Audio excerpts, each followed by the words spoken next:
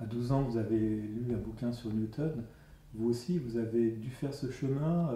de connaissance et de se rendre compte d'une incomplétude et finalement d'aller dans une relation à Dieu qui est tout autre. Je crois que la reconnaissance de cette incomplétude fondamentale de l'homme, qui ne peut pas avoir le dernier mot sur le réel, quel que soit le réel qu'il est en train de viser de par la discipline dans laquelle il travaille,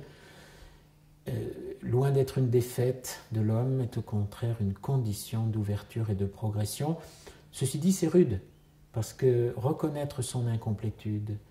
reconnaître qu'on n'a pas que des certitudes et qu'on a aussi des incertitudes au sens scientifique de ce terme,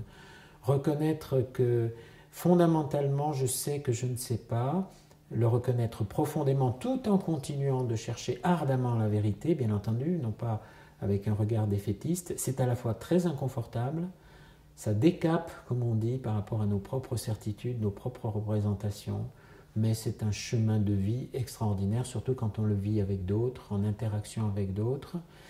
Nous n'avons pas l'ensemble du puzzle, mais nous sommes appelés à apporter chacun notre morceau de puzzle indispensable.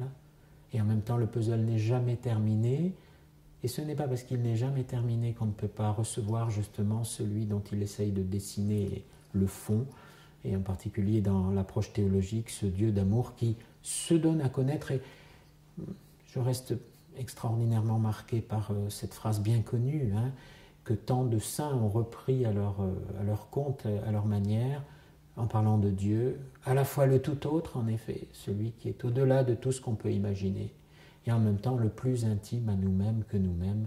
Ça reste une révolution qu'aucune équation ne pourra mesurer.